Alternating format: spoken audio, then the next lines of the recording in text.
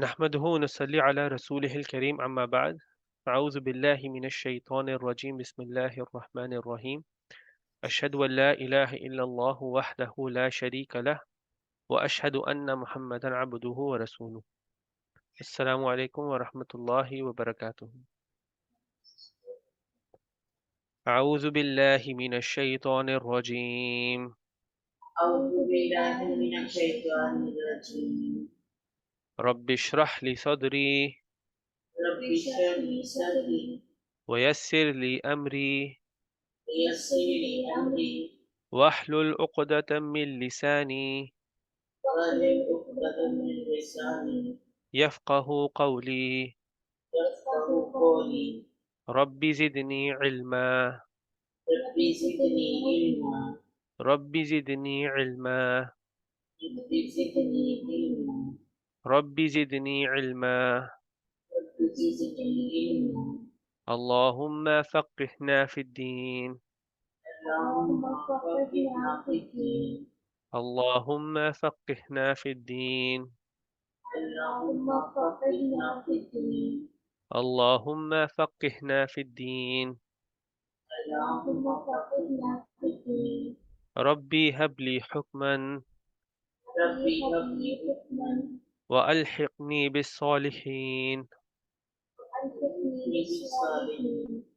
اللهم إني أسألك اللهم إني أسألك علما نافعا علما نافعا ورزقا طيبا ورزقا طيبا وعملا متقبلا.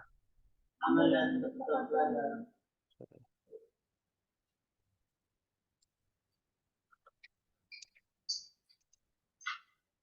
أعوذ بالله من الشيطان الرجيم. بسم الله الرحمن الرحيم.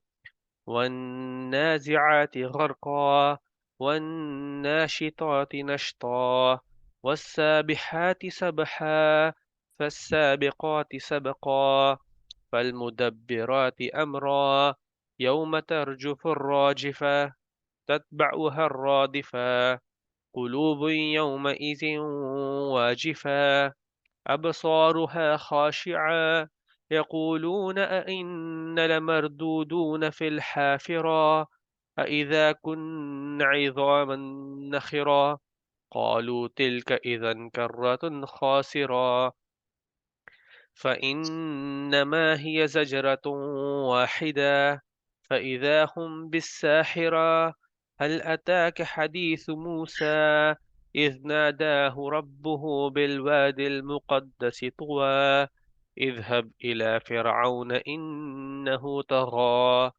فقل هل لك إلى أن تزكى وأهديك إلى ربك فتخشى فأراه الآية الكبرى فكذب وعصى ثم أدبر يسعى فحشر فنادى فقال أنا ربكم الأعلى فأخذه الله نكال الآخرة والأولى إن في ذلك لعبرة لمن يخشى أأنتم أشد خلقا أم السماء بناها رفع سمكها فسواها وأغطش ليلها وأخرج ضحاها والأرض بعد ذلك دحاها أخرج منها ماءها ومرعاها والجبال أرساها متاعا لكم ولأنعامكم فإذا جاءت الطامة الكبرى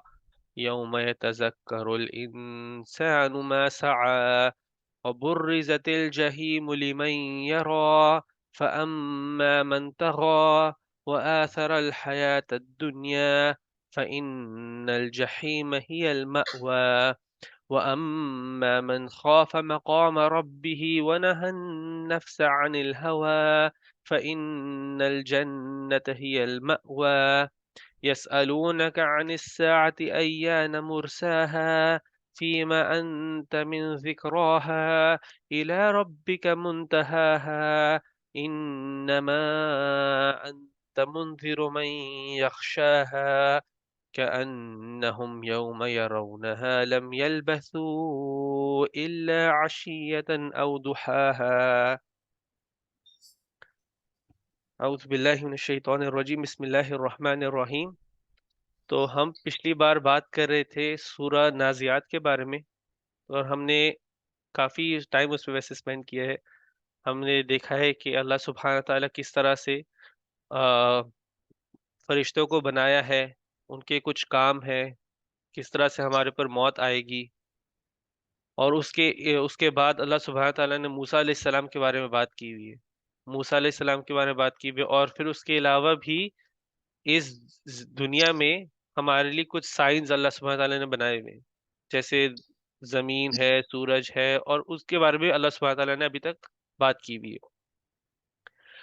ابھی جب موسیٰ علیہ السلام کی سٹوری پوری ہوتی ہے، پھر اللہ سبحانہ تعالیٰ کچھ سوال ہمارے لیے کرتے ہیں، کچھ سوال ہمارے آگے رکھتے ہیں تاکہ ہم ان پر غور کریں. جو غور کر یعنی کہ جو یقین رکھتے، جو ایمان رکھتے، وہ اس پر غور کریں، اور جن کو ایمان نہیں ہے وہ سوچے کہ یہ سب کیسی چیزیں ممکن ہیں. ٹھیک ہے، تو ادھر سے ہم لوگ آج شروع کرنے والے ہیں. آیا نمبر 27 ہے، انتم اشد خلقا ام السماء بناها. تو اللہ سبحانہ تعالیٰ کہتے ہیں کہ کیا تمہاری تخلیق زیادہ شدت والی ہے، زیادہ مشکل ہے، یا اس آسمان کی تخلیق زیادہ مشکل ہے جو میں نے بنایا ہے. آسمان بولو کہ وہ اس آسمان کی تخلیق زیادہ مشکل ہے یا تمہاری تخلیق زیادہ مشکل ہے جو میں نے بنایا ہے. اللہ سبحانہ تعالیٰ کہ آسمان میں نے بنایا ہوا ہے، اتنی مشکل چیز ہے. آسمان میں بہت ساری چیزیں ہیں، آپ دیکھو آسمان میں تو چاند ہے، ستارے ہیں، سورج ہے، اور صرف ایک آسمان نہیں ہے، 7 آسمان ہے. تو اللہ سبحانہ تعالیٰ کہ جب میں نے اتنا کچھ بنایا ہوا ہے، اتنی بڑی بڑی چیزیں بنائی ہوئی ہیں، تو کیا تمہاری تخلیق میرے لیے مشکل ہونے والی ہے؟ اور اس میں تو 2 چیزیں آپ دیکھ سکتے ہو. ایک تو تخلیق ہے، پہلی بار تو اللہ سبحانہ تعالیٰ نے ہمیں بنا دیا ہوا ہے، تو دوسرے لوگ سوال کرتے ہیں کہ واپس کیسے ہم لوگ لائے جائیں گے، واپس کیسے اٹھائے جائیں گے. ہڈیاں جو ہماری جو گل گئی ہوئی ہیں، ان ہڈیوں پہ واپس کیسے ایک جسم بنے گا، واپس کیسے گوشت آئے گا، اور آپ لوگ پھر ایک انسان بن جاؤ گے، اور پھر اس کے بعد حساب بھی دو گے. تو اللہ سبحانہ تعالیٰ کہتے ہیں کہ میں نے جب اتنا کام کیا ہوا ہے، اتنی بڑی بڑی چیزیں کی ہوئی ہیں، اتنی مشکل مشکل چیزیں جو تمہارے لیے مشکل ہیں وہ کی ہوئی ہیں، تو تمہیں واپس زندہ کرنا یا تمہیں پہلی دفعہ میں ہی بنانا میرے لیے کچھ مشکل نہیں تھا. ایک سوال پوچھا جا رہا ہے، جیسے اللہ سبحانہ تعالیٰ کہتے ہیں کہ آپ سے ہی سوال پوچھے کہہ رہے ہیں یہ آسمان بنانا مشکل ہے یا تمہیں بنانا مشکل ہے.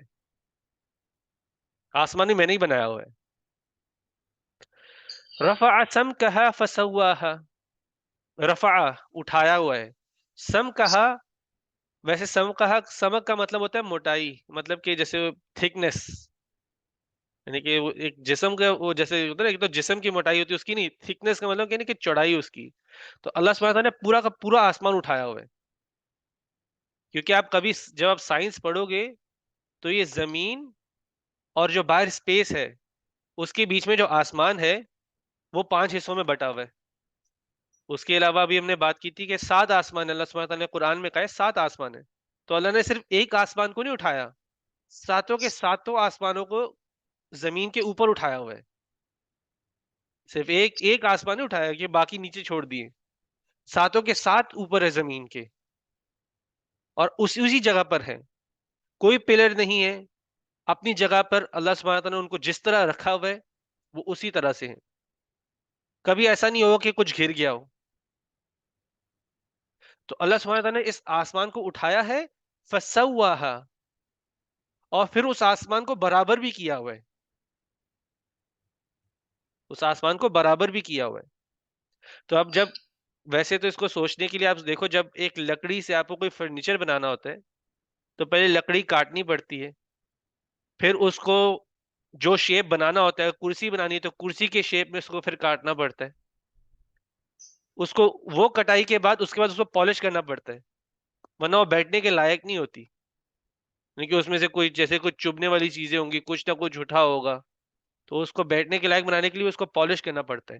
تو فسواہا کا مطلب جیسے ہوتا ہے جیسے کہ وڈ کو آپ پالش نہیں کر رہے، اس کو کسی چیز کے لائق بنانے کے لیے. تو ویسے اللہ سبحانہ تعالیٰ کہتے ہیں کہ میں نے آسمان کو اٹھایا بھی ہے اور برابر بھی کیا ہوا ہے. اللہ سبحانہ تعالیٰ سورہ ملک میں کہتے ہیں الذی خلق سبع سماوات طباقا ما ترى في خلق الرحمن من تفاوت فارجع البصر هل ترى من فطور، کہ میں نے ساتوں آسمان کو طباقا لیئرز میں بنایا ہے، کہ 7 لیئرز ہیں، یعنی کہ ایک کے اوپر ایک کے اوپر ایک. طباقا جیسے پلیٹ، طبق کو پلیٹ بھی کہتے ہیں، تو ایک کے اوپر ایک کے اوپر ایک پلیٹ رکھتے ہیں نا جس طرح آپ لوگ، اسی طرح سے 7 آسمان بھی اسی طرح سے ایک کے اوپر ایک کے اوپر ایک، تو 7 آسمان اس طرح سے.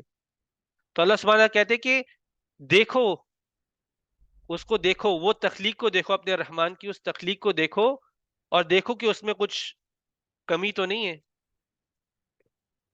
فرج البصر هل ترى من فطور، دوبارہ دیکھو، ایک بار نہیں دیکھو، دوبارہ دیکھو، کوئی نہ کوئی غلطی نکال سکتے ہو کہ نہیں. اللہ سبحانہ تعالیٰ تو اس کو اس طرح سے برابر کیے کہ کوئی اس میں کوئی غلطی بھی نہیں نکال سکتا. اور آج تک بھی ہم لوگ کچھ ایسے آسمان کو دیکھ نہیں سکتے کہ آسمان یہاں سے پھٹا ہوا ہے، کیا پتا کہ وہ ایک حصہ اوپر گیا ہو، پھر کبھی کبھی چیز جوڑنی پڑتی ہے تو کوئی جیسے ٹانکا نظر آ رہا ہو، کچھ نہیں ایسے ہے. اللہ نے اس کو برابر کیا ہوا ہے، اٹھا کے رکھا ہوا ہے. تو اللہ سبحانہ تعالیٰ ادھر پھر بتانے کی ایک طرح سے کوشش کرے آپ کی تخلیق مشکل ہے، یہ آسمان کی، آسمان کو تو صرف بنایا نہیں ہے، اٹھایا ہوا بھی ہے اور پھر برابر بھی کیا ہوا ہے. ایسا نہیں ہوتا کہ آسمان کسی دن گر پڑے گا. اور دیکھو یہ کچھ سالوں کی بات نہیں ہے، ہزاروں سالوں کی بات نہیں، جب سے زمین بنی ہوئی تب سے اس پہ اس کے اوپر وہ آسمان جو بنا دیا اور اس کے اوپر کر دیا وہ اوپر ہی ہے تب سے.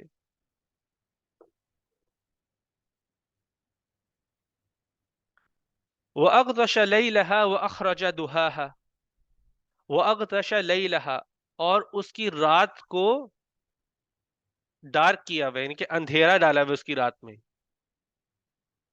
اس آسمان کی رات میں اندھیرا ڈالا ہوا ہے. اگر انگلش میں ہم لوگ کہتے ہیں جیسے ڈارکنڈ اٹس نائٹ، کہ اس کی رات کو اندھیرا کیا ہوا ہے، یعنی کہ اس میں اندھیرا ڈالا ہوا ہے رات میں، اس کی رات میں. وہ اخرج دہاہا، اور اسی میں سے دن کی روشنی نکالی.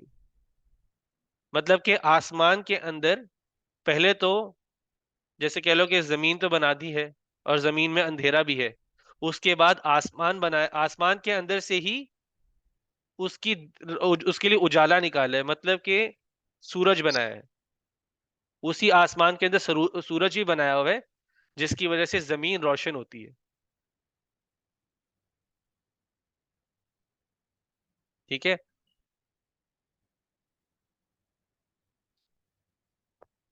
وَالْأَرْضَ بَعْدَ ذَلِكَ دَحَاهَا، اور پھر اس کے بعد زمین کو بچھایا گیا ہوا ہے. اس کے بعد آسمان بنایا ہے، آسمان کو اٹھایا گیا ہوا ہے، اور اسی آسمان کے اندر اندھیرا بھی بنایا گیا ہوا ہے، اس کی رات کو اندھیرا کیا گیا ہوا ہے، اور اسی میں سے ہی دن کا اجالا لے کے آیا گیا ہوا ہے. اور اس کے بعد زمین کو بچھایا گیا ہوا ہے. دہاہا، دہاہا کا مطلب دہا سے آتا ہے، دہا کا مطلب ہوتا ہے بچھانا، لیکن دہا کا ویسے ایک اور روٹ ورڈ ہوتا ہے، وہ دہوا سے آتا ہے. دہوا کا مطلب ہوتا ہے جیسے شتر مرغ کا انڈا. تو یہاں پر دو چیزیں ایک لفظ کے اندر دو چیزیں بتائی گئی بھی، کہ زمین تو آپ کے لیے بچھائی گئی ہوئی ہے کہ ہم لوگ گول چیز پہ تو نہیں چل سکتے ویسے، لیکن جو انسان کے لیے وہ جب زمین کو دیکھتا ہے تو ایسے اس کے لیے کہ وہ زمین اس کے لیے بچھائی گئی ہوئی ہے. دوسرا اس کا میننگ ہے انڈے سے آ رہا ہے، شتر مرغ کے انڈے سے آ رہا ہے، کہ جو زمین ہے ویسے خود تو یہ گول ہے، اوول، تھوڑے اوول شیپ کی ہے. تو یہ زمین تو اوول شیپ کی ہے، لیکن جب آپ دیکھتے تو آپ کے لیے ایسے کہ وہ بچھائی گئی ہوئی ہے. تو ایک ورڈ کے اندر دونوں چیزیں آ گئی ہوئی، کہ جب انسان دیکھتے زمین کو تو وہ تو اس کو لگتا ہے کہ یہ تو سیدھی ہے زمین، اس کے لیے اللہ سبحانہ تعالیٰ نے بنائی ہوئی سیدھی، اس کو تو نہیں نظر آتا کہ یہ زمین جیسے گول ہے. لیکن اگر باہر جا کے دیکھتے تو زمین گول ہے، تھوڑے انڈے کے شیپ کی ہے، ایگزیکٹلی راؤنڈ نہیں ہے. تو ایک ہی ورڈ کے اندر دونوں چیزیں آ گئی بھی. یہ ویسے قرآن کی خوبصورتی، ایک ہی لفظ کے اندر کوئی کانٹرڈکشن نہیں ہوا. انسان کے دیکھنے کے لیے وہ زمین سیدھی ہے ورنہ وہ گول ہے. اخرج منها ماءها ومرعاها، اور اس میں سے نکالا اس کا پانی اور اس کے اندر سے مرعاها. مرعاها وہ ہوتا ہے کہ مطلب کہ ہری بھری زمین. یہ چرانے کے لیے جو زمین نہیں ہوتی، جب جانوروں کو چراہا جاتا ہے تو اس زمین کو مرعاها بولتے ہیں. تو اسی زمین میں یعنی کہ زمین میں سے اللہ سبحانہ تعالیٰ نے پانی بھی نکالا ہے، اور اسی زمین کے اندر سے وہ جو چرانے والی جگہ ہے، جو ہری بھری زمین ہے، وہ بھی نکالی.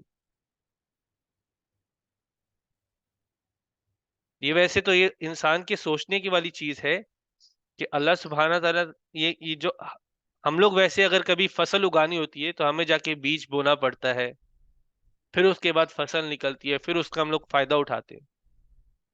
لیکن کوئی یہ نہیں سوچتا کہ یہ جو اتنے سارے جنگل ہیں اس کے لیے کس نے بیج بوئے تھے. وہ تو کسی انسان نے بیج نہیں بویا آ کر. اتنے اتنے جنگل ہیں، جنگل بنے ہوئے ہیں. اب افریقہ کے اندر سوانا ہے، اتنی اونچی اونچی ان کی گھاس ہوتی ہے، اتنی اونچی گھاس ہوتی ہے کہ اس میں جانور بھی چھپ جاتا ہے. وہ کس سے بیج اس کے بوئے ہیں؟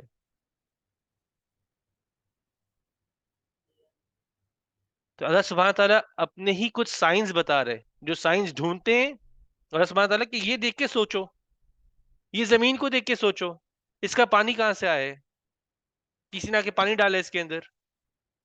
کسی انسان نے آ کے یہاں پہ بیج بوئے ہیں کہ جنگل کے جنگل بن گئے ہوئے ہیں؟ تو اللہ سبحانہ تعالیٰ کہہ رہے کہ یہ اس کو دیکھ کر سوچو، یہ بھی میں نے ہی اگائے ہوئے ہیں.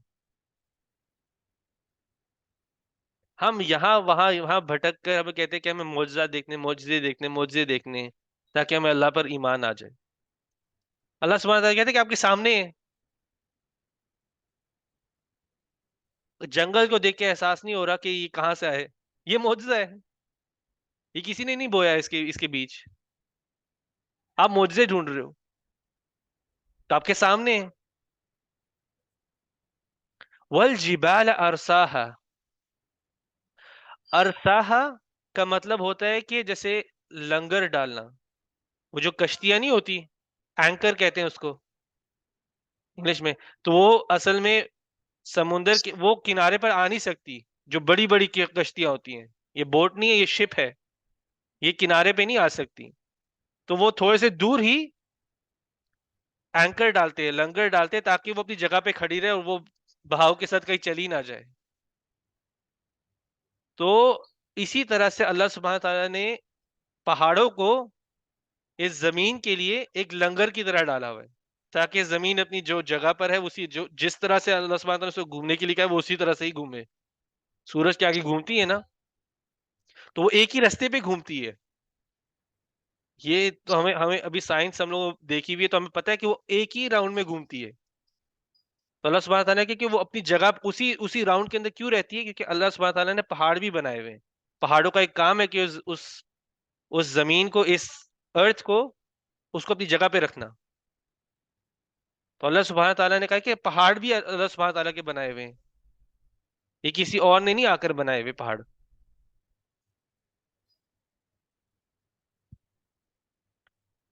متاعا لکم ولانعامکم، متاع کا مطلب ہوتا ہے کہ فائدہ نکالنا. اس سے ویسے تو یہ بھی آپ کہہ سکتے ہو کہ جیسے مزے لینا، یعنی کہ انجوائے کرنا یا فائدے لینا. تو اللہ سبحانہ تعالیٰ کہتے ہیں کہ آپ کے فائدے کے لیے، آپ کے مزے کے لیے یہ چیز بنائی ہوئی ہے. لیکن صرف آپ کے لیے نہیں، ولی انعامکم، انعام ہوتا ہے یہ کیٹل کہتے ہیں، گائیں، بھینسیں، بکرے، انعام ہے، یہ سب انعام کے اندر آتے ہیں. تو اللہ سبحانہ تعالیٰ کی آپ کے مزے کے لیے چیزیں بنی ہوئی، آپ کے فائدے کے لیے چیزیں بنی ہوئی ہیں، اور آپ کی جو گائے بکریاں ہیں ان کے فائدے کے لیے بنی ہوئی. اب ویسے تو انسان سوچے، یہاں پر سائنس کی ضرورت، ایمان کی ضرورت تو انسانوں کو ہے، لیکن اللہ سبحانہ تعالیٰ اتنی چیزیں ہمیں بتا کر بول رہے ہیں کہ یہ تمہارے فائدے کے لیے ہے اور ان جانوروں کے فائدے کے لیے. قرآن پڑھیں. تو اللہ سبحانہ تعالیٰ کہہ رہے کہ یہ صرف آپ کے فائدے کے لیے نہیں ہے، یا ان جانوروں کے فائدے کے لیے بھی ہے. تو یہاں پہ جانوروں کا ذکر نہ بھی ہوتا تو انسان کو کہتا ہے کہ یہ تو میرے فائدے کے لیے چیز بنے، کیونکہ مجھے اللہ سبحانہ تعالیٰ ایمان دلوانا چاہ رہے ہیں. لیکن یہاں پر جانوروں کا ذکر اس لیے کیا گیا ہوا ہے کیونکہ اصل میں بات جس طرح سے ہم بات کرتے ہیں اسی طرح جانوروں کی بھی زبان ہے، وہ ایک دوسرے سے بات کرتے ہیں. جس طرح سے ہم کھاتے پیتے ہیں وہ بھی کھاتے پیتے ہیں، جس طرح سے ہم سوتے ہیں وہ بھی سوتے ہیں، جس طرح سے ہم زندگی گزار رہے ہیں وہ بھی ایک زندگی گزار رہے ہیں. لیکن ان کی اور ہمارے بیچ میں جو ایک مین فرق ہے وہ سوچنے کا فرق ہے. تو اگر ان چیزوں کو دیکھ کے ہم سوچتے نہیں ہیں تو ہماری زندگی بھی گائے بکریوں کی زندگیوں کی طرح ہی ہے، ان جانوروں کی زندگی کی طرح ہی ہے. کوئی مقصد نہیں ہے زندگی کا. جس طرح سے زندگی دوڑ رہی ہے ہم اسی رستے پہ دوڑ رہے ہیں. لوگ پیسے کمانے کے لیے دوڑ رہے ہیں، ہم بھی پیسے کمانے کے لیے دوڑ رہے ہیں. لوگ غلط کاموں میں پڑ رہے ہیں تو ہم بھی کہتے ہیں غلط کام ٹھیک ہے. لوگ زنا کو عام کر رہے ہیں، ہم بھی زنا کو عام کر رہے ہیں. تو ہماری زندگیاں بھی کچھ الگ نہیں ہو گئی ان جانوروں کی، بیر بکریوں کی طرح ہی. وہ لوگ بھی وہی کام کرتے جو ان کے دل میں آتا ہے. اللہ نے ان کو سمجھ نہیں دی بھی. کھانے کا دل کرتا ہے کھانا شروع کر دیتے، سونے کا دل کرتا ہے سونا شروع کر دیتے، جو دل میں آتا ہے کرتے. اگر ہم بھی وہ سب کرنے لگ جائے تو ہمارے اور جانوروں میں کوئی فرق نہیں ہے. دوسری چیز یہ ہے، یہ یاد دہانی کے لیے کہ یہ جو اللہ سبحانہ تعالیٰ نے زمین بنائی ہوئی ہے، اتنی چیزیں بنائی ہوئی ہیں، اس کا یہ مطلب نہیں ہے کہ ہمارے لیے بنائی ہوئی تو ہم اس کو جس طرح سے برباد کرے. اللہ کی اور بھی مخلوق ہے اس زمین کے اوپر، اور ان کا بھی کچھ نہ کچھ جیسے حق ہے، رائٹس ہیں. تو ہمیں اس زمین کو اس طرح برباد نہیں کرنا کہ بھائی یہ تو ہمارے لیے بنی، ہم جو مرضی کریں اس کے لیے کریں. اللہ سبحانہ تعالیٰ نے اور بھی چیزیں بنائی، اس کا خیال ہمیں بھی ہونا چاہیے. ہمیں بھی ہونا چاہیے کہ بھائی ہم جا کر یہ پیڑ پودے برباد نہ کر رہے ہوں، ہم چیزوں کے خیال میں بھی رہے. یعنی کہ ہم لوگ ایک، اللہ سبحانہ تعالیٰ نے اصل میں مسلمانوں کو، انسان کو ایک بیلنس کریشن بنایا ہوا ہے. وہ چیزیں نہیں کرتی جو اس کے دل میں آتا ہے، وہ سوچ سمجھ کی چیزیں کرنی ہوتی ہیں، چیزوں کے خیال کے ساتھ کرنی پڑتی ہے تاکہ یہ آگے بھی رہے، آگے آنے والے بھی اس سے فائدہ نکال سکے. تو اس آیت کے اندر دو سبق تھے. ایک تو یہ تھا کہ اگر آپ نہیں سوچتے ان چیزوں کو دیکھ کر جو اللہ سبحانہ تعالیٰ بول رہے ہیں، اس زمین کو دیکھ کے، آسمان کو دیکھ کر آپ نہیں سبق سیکھتے تو آپ کے اور جانوروں میں کوئی زیادہ خاص فرق نہیں ہے. اور دوسری چیز اس آیت کے اندر تو یہ ہے کہ اللہ سبحانہ تعالیٰ نے زمین بنائی بھی ہے، اس میں اور بھی مخلوق ہے، ہمیں اس کا بھی خیال کرنا چاہیے. صرف اپنے ہی فائدے مفاد کے لیے ہر چیز کو برباد نہیں کرنا ہوتا. آگے پیچھے بھی جانور بھی اور بھی مخلوق ہے، ان کے خیال کر کے بھی چیزیں کرنی پڑتی ہیں. آگے بڑھتے ہیں. فَإِذَا جَاءَتِ الطَّامَّةُ الْكُبْرَى. طامہ، یہ جو اس آیت کے اندر لفظ ہے طامہ، اس کا مطلب ہوتا ہے کہ آفت، ایک ایسی آفت جس کے مقابلے میں باقی ساری آفتیں کچھ چھوٹی لگنے لگ جائیں. طامہ ایک ایسی آفت ہے جس کے مقابلے میں ہمیں باقی ساری آفتیں چھوٹی لگنے لگ جائیں. میں آپ کو اس کا ایک مثال دوں گا. اور ویسے ایک اور چیز ہے، طامہ ایک ایسی آفت بھی ہے جو ذہنوں پر چھا جائے کہ اس کے آنے کے بعد کسی اور چیز کی ہمیں فکر نہ ہو. طامہ کا مطلب وہ ہوتا ہے. ابھی ویسے اس مثال کو سمجھانے کے لیے میں آپ کو ایگزامپل دیتا ہوں. ہم سب رہتے ایک جیسے جوائنٹ فیملی میں، ٹھیک ہے، ہم جوائنٹ فیملی میں رہتے ہیں اور جوائنٹ فیملی کے اپنے بھی مسئلے مسائل بھی ہوتے ہیں. کچھ کبھی لڑائی ہو رہی ہوتی ہیں، کبھی کچھ ہو رہا ہوتا ہے گھر میں، کبھی کچھ ہو رہا ہوتا ہے، کبھی کبھی یہ چیزیں تو نارمل ہوتی ہیں، ایک جیسے ہم لوگ کٹھے رہ رہے ہوتے ہیں. تو لیکن ابھی ہم میں سے ایک کوئی سوچے، چلو میرے ایگزامپل، میں سوچتا ہوں کہ مجھے ان جھگڑوں سے کچھ لینا دینا نہیں ہے، مجھے ان سے کوئی فرق نہیں پڑتا ان چیزوں سے. مجھے کچھ بہتر چاہیے، اور میں اٹھ کر گھر چھوڑ کے، ملک بھی چھوڑ کے چلو میں باہر چلے جاتا ہوں،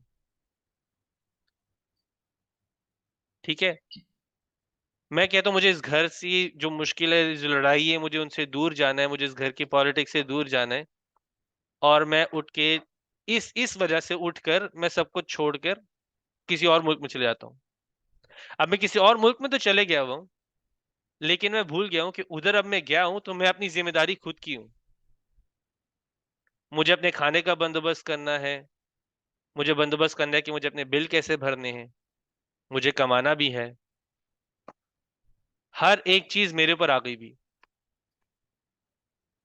کوئی بھی چیز، کہ کوئی بھی، یعنی کہ کوئی ذمہ داری لینے کے لیے میں کسی سے وہ ذمہ داری بانٹ نہیں سکتی۔ جب کٹھے رہ رہے ہوتے ہیں تو پھر لوگ ذمہ داری بانٹ بھی لیتے ہیں، کچھ کہیں نہ کہیں، کوئی گھر کو صاف رکھ رہا ہوتا ہے، کوئی بل بھر رہا ہوتا ہے، کوئی جا کے باہر کام کر رہا ہوتا ہے، کچھ نہ کچھ ذمہ داری تھوڑی بٹی ہوئی بھی ہوتی ہے۔ لیکن اب میں اکیلا ہوں تو مجھے اپنا گھر بھی خود ہی صاف کرنا ہے، کمانا بھی خود ہے، بل بھی خود ہی بھرنے۔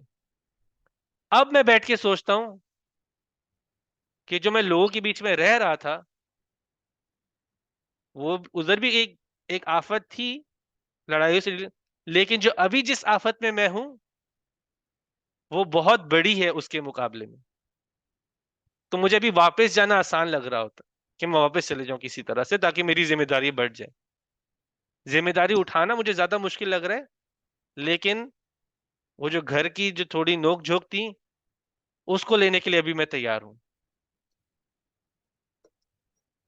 تو ابھی جس آفت میں ہوں تو مجھے جو پرانی آفتیں تھیں وہ چھوٹی لگنے لگ گئی، اس نے میرے دماغ کو پوری طرح سے، یعنی کہ ذہن کو پوری طرح سے سوار ہے یہ چیز میرے ذہن پر، اس کے میرے بس سوچنے کا، اپنے لیے سوچنے کا بھی ٹائم نہیں،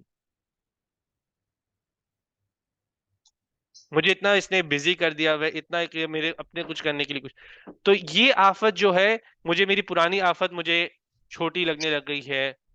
اب میرا تو دل کرے کہ وہی آفت زندگی میں آ جائے، اس آفت کے مقابلے میں، اس مشکل کے مقابلے میں وہ مشکل میں جھیل لوں گا، یہ مشکل تو نہیں جھیلی جائے گی۔ تو یہ اس طرح سے توما کا ایگزامپل میں آپ کو دے رہا ہوں۔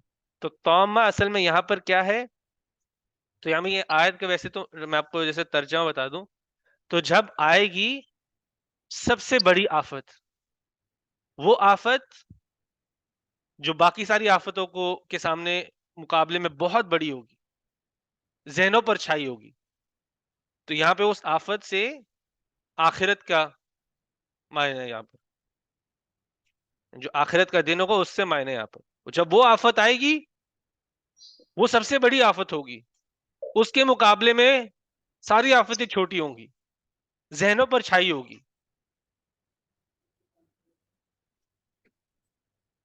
تو جب وہ آفت جو سب سے بڑی آفت ہوگی وہ آئے گی، یوم یتذکر الانسان ما سعی،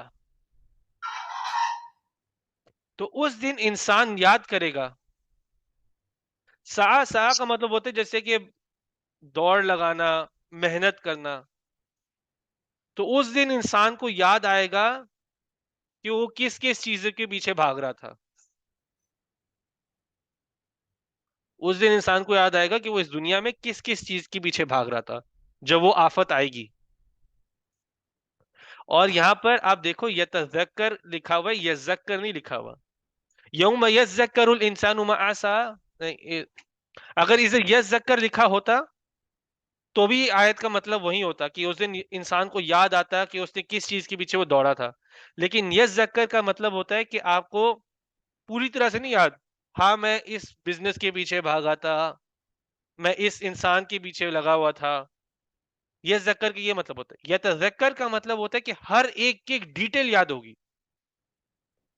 میں اس بزنس کے پیچھے بھاگا تھا، میں نے اس کے ساتھ کام کیا تھا، میں نے یہ یہاں پر جا کر میں نے ربا میں چل پڑا تھا، میں اس انسان کے پیچھے لگا تھا، وہ یہ باتیں کرتا تھا، میں اس کی یہ بات ماننا شروع ہو گیا تھا، ہر ایک ایک ڈیٹیل اس دن آپ کو یاد ہوگی،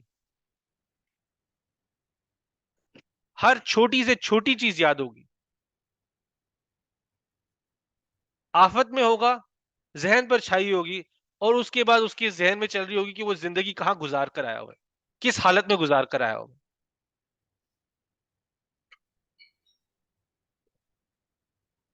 وَبُرِّزَتِ الْجَحِيمُ لِمَن يَرَاهُ، وَبُرِّزَتِ الْجَحِيمُ، اور جہنم، جہیم جہنم کا ایک نام ہے، تو جہیم کھول دی جائے گی، سامنے لا دی جائے گی، لِمَن يَرَاهُ، اس کے لیے جو اس کو دیکھ سکتا ہے. تو جہنم ان کے سامنے لائی جائے گی جو اس کو دیکھ سکتا ہے. تو اس کو آپ دو طریقے سے بھی دیکھ سکتے ہو. یہاں پر آپ یہ بھی کہہ سکتے کہ یہ وہ لوگ ہوں گے جن لوگوں کو پتا ہوگا کہ ان کا اعمال نامہ کس طرح کا ہے، اور ان کے لیے ابھی جہنم کھل گئی، اب وہ جہنم کو دیکھ رہے.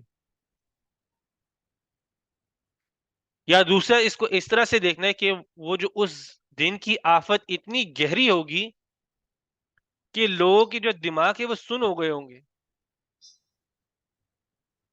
اور ہر کوئی اپنے ہوش و حواس میں نہیں ہوگا.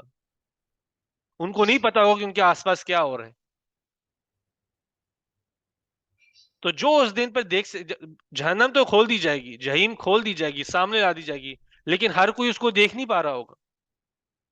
کہ جب انسان صدمے میں ہوتا ہے تو اس کو یہ نہیں پتا ہوتا کہ اس کے آس پاس کیا ہو رہا ہے، اس کے آس پاس لوگ کچھ بھی کر رہے ہوں، صدمے میں اس کو نہیں پتا چلتا. تو اس دن کا صدمہ اتنا گہرا ہونے والا ہے کہ جہنم بھی سامنے ہوگی اور وہ دیکھ نہیں پا رہے ہوں، اس صدمے میں کھوئے ہوں گے.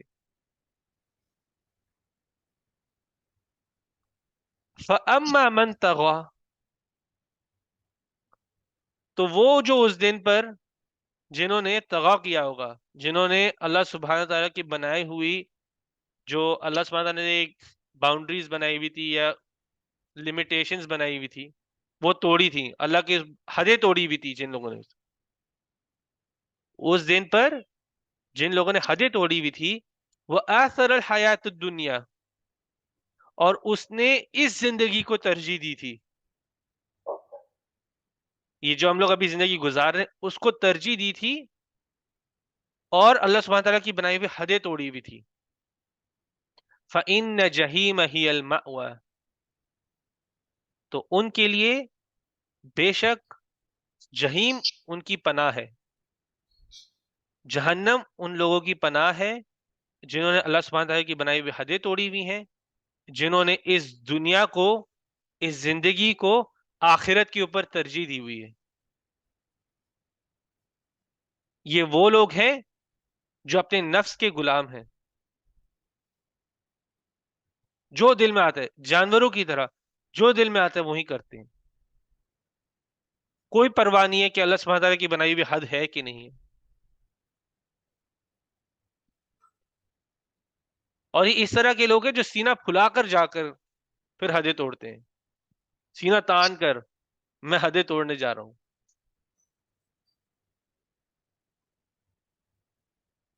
وَأَمَّا مَنْ خَافَ مَقَامَ رَبِّهِ وَنَهَى النَّفْسَ عَنِ الْهَوَىٰ، تو جو جہنم کے لوگ تھے ان کی دو چیزیں بتائی گئی ہیں. ایک تو وہ ہے کہ وہ حدیں توڑتے ہیں، دوسرا ہے کہ وہ دنیا کو ترجیح دیتے ہیں آخرت کے اوپر. تبھی اللہ سبحانہ تعالیٰ دوسرے اپوزٹ لوگوں کی بات کریں گے اور ان کی بھی دو چیزیں بتائیں گے. وَأَمَّا مَنْ خَافَ مَقَامَ رَبِّهِ، اور وہ لوگ جو اپنے رب کے سامنے کھڑے ہونے سے خوف میں ہیں، وہ ایک خوف میں ہے اپنے رب کے سامنے کھڑے ہونے سے. ایک طرف لوگ تھے جو حدیں توڑ رہے تھے، دوسری طرف لوگ ہیں جو اپنے رب کے سامنے کھڑے ہونے کے خوف میں ہیں. یہ وہ لوگ ہیں، اب رب کے سامنے کھڑے ہونے کے خوف میں آپ دیکھ لو کہ بہت ساری چیزیں آتی ہیں. ان کو اللہ سبحانہ تعالیٰ پہ ایمان ہے، ان کو پتہ ہے کہ موت کے بعد زندہ ہونا اس پہ ایمان ہے، ان کو حساب دینے کا بھی ایمان ہے. تو یہ وہ لوگ ہیں جو اللہ سبحانہ تعالیٰ کے سامنے کھڑے ہونے کے خوف میں ہیں، اور اس خوف میں یہ جو ہو سکتا ہے اس خوف یعنی کہ اس دن کی آفت کو کم کرنے کے لیے کام میں لگے ہوئے. ان کو یہ پرواہ نہیں ہے کہ ان کے پاس ہے کیا.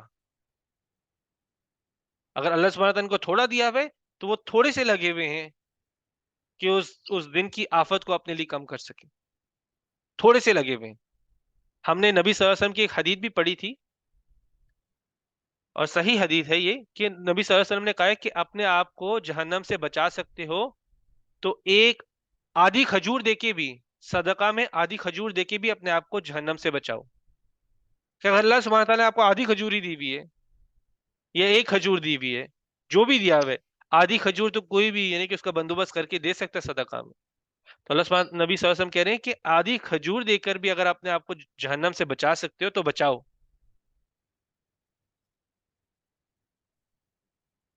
تو انسان کے لیے کوئی ایکسکیوز نہیں ہے کہ مجھے تو تھوڑا دیا ہوا ہے، میں کیسے جا کے کچھ کروں. کبھی کبھی انسان بولتا ہے مجھے تو تھوڑا ہی ملا ہوا ہے، مجھے تو اللہ سبحانہ تعالیٰ نے دیا ہی نہیں. تو یہ سوچ کے آگے کام نہیں کرتا. آپ ہر اپنے ایک رزق کو دیکھ سکتے ہو. کوئی کہہ سکتا ہے میں بہت بزی ہوں، میرے پاس وقت نہیں ہے. کوئی کہے گا میرے پاس جان نہیں ہے، مطلب ہمت نہیں ہے. یہ چیزیں آپ کے لیے ایکسکیوز نہیں ہونا چاہیے. آپ جو کر سکتے ہو، جتنا اللہ نے استطاعت دی ہوئی ہے، اللہ سبحانہ تعالیٰ کو پتہ ہے آپ کی استطاعت کیا ہے، اور اللہ نے اس کو اسی حساب سے آپ کو سوال بھی پوچھنا ہے آخرت کے دن میں. تو جس کے پاس جتنی استطاعت ہے وہ کرے. ہم نے اس کے بارے میں پہلے ہی بات کی ہوئی ہے. جب جنگ تبوک کے لیے نبی صلی اللہ علیہ وسلم نے کہا تھا کہ اس جنگ کو فائنانس کرنے کے لیے لوگ صدقہ دیں، تو ابو بکر رضی اللہ عنہ کچھ لے کر آئے، انہوں نے نبی صلی اللہ علیہ وسلم کو دیا. اس کے بعد عمر رضی اللہ عنہ آئے، وہ بھی انہوں نے دیا، اب جو بھی وہ دے سکتے تھے، یعنی کہ جو ان کے مائنڈ میں تھا کہ میں یہ دے دوں. تو عمر رضی اللہ عنہ پوچھتے ہیں ابو بکر رضی اللہ عنہ سے کہ آپ نے کتنا دیا ہے آپ نے. تو ابو بکر رضی اللہ عنہ کہتے ہیں کہ میں نے یہ دیا ہے. تو عمر رضی اللہ عنہ کہتے ہیں کہ آج میں نے آپ کو ہرا دی ہے، اچھائی میں نے آپ کو آج ہرا دی کیونکہ میں نے زیادہ دی ہے. تو پھر آگے نبی صلی اللہ علیہ وسلم سوال پوچھتے ہیں ابو بکر رضی اللہ عنہ کہ تم نے پیچھے کیا چھوڑا ہے. ابو بکر رضی اللہ عنہ کہتے ہیں کہ میں نے اللہ سبحانہ تعالیٰ اور اس کے نبی کو اپنے گھر والوں کے لیے پیچھے چھوڑا ہوا ہے. اور عمر رضی اللہ عنہ کہتے ہیں کہ میں نے تو آدھی، یعنی کہ جو بھی میں نے آدھی، جیسے آدھی جائیداد میں لے آیا ہوں ادھر دینے کے لیے، آدھی میں نے پیچھے چھوڑ دی. بے شک ابو بکر رضی اللہ عنہ کی تھوڑی تھی، لیکن وہ ان کے استطاعت کے مقابلے میں پوری تھی، پوری چیز دے دی ہوئی تھی. تو ابھی اللہ سبحانہ تعالیٰ کی نظر میں ان کی استطاعت بے شک دنیا میں دی ہوئی کم تھی عمر رضی اللہ عنہ کے مقابلے میں، لیکن انہوں نے 100% دی ہوئی تھی. عمر رضی اللہ عنہ نے 50% دی تھی. تو اللہ سبحانہ تعالیٰ نے کوالٹی کو دیکھنا ہے. اللہ سبحانہ تعالیٰ کوالٹی کو دیکھتے ہیں، کوانٹٹی کو نہیں دیکھنا. مطلب کوانٹٹی بھی جتنی استطاعت ہے، کوالٹی کو دیکھیں گے. تو جس کے پاس جتنی استطاعت ہے، جتنی جس کو وقت ملا ہوا ہے، جتنا جس کو علم ملا ہوا ہے، جتنی جس کو ہمت ملی ہوئی ہے، جان ملی ہوئی ہے، وہ جو کر سکتا ہے اپنے آپ کو جہنم سے بچانے کی، اپنے آپ اس خوف میں رہے کہ میں اللہ سبحانہ تعالیٰ کے سامنے کھڑا ہونا، اپنے رب کے سامنے کھڑا ہونا، اور اس طرح سے اپنی زندگی گزارے. انسان کو جنرلی ایکسکیوز نہیں ڈھونڈنی، وجہ ڈھونڈنی ہے کہ میں کچھ کر دوں. یعنی کہ وجہ تو ہے آس پاس، بہت ساری ہیں وجہ کام کرنے کے لیے. نہیں ہے تو زبان پہ اللہ سبحانہ تعالیٰ کا ذکر جاری رکھنا ہے، کچھ بھی کرے لیکن اس خوف میں رہے کہ میں نے اللہ سبحانہ تعالیٰ کے سامنے کھڑا ہونا، اسی طرح سے زندگی گزارے. تو یہ تو ایک حصہ ہے. دوسرا ہے وَنَهَى النَّفْسِ عَنِ الْهَوَىٰ. ایک طرف لوگ تھے جنہوں نے دنیا کو ترجیح دی تھی، دوسری طرف وہ لوگ ہیں جنہوں نے اپنی نفس کی خواہشات کو روک کے رکھا تھا، لگام لگا کے رکھا ہوا تھا.